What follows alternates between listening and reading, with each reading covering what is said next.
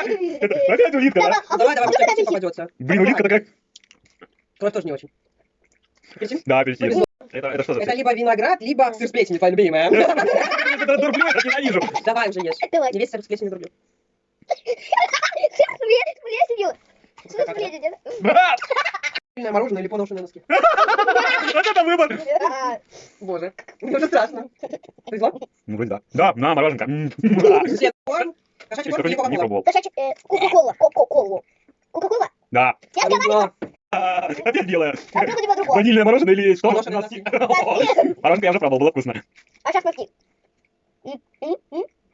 Ну, Ну, Мороженка? повезло. Носки еще остались. Да. Я забыл, что это за гадость. Это виноград или сыр с плесенью? Опять сыр с плесенью. виноград. Я даже это дурблю не люблю. Фу. Не весь сыр с плесенью дурблю. Да, я дурблю даже не люблю. Представляешь, как дурблю? Виноград? Повезло. Красивый цвет, это что? Это кола или... А, кошачий корм. Точно, в прошлый раз не кола попала. Кошачий корм.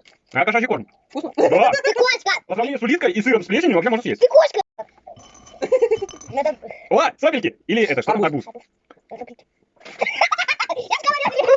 Я же говорила, тебе не повезет. А, вроде знаешь, что правда сопли жуй, да, там в детстве сопли жуй. Там вообще жесть. Мне точно будет или кровь, или... Это что?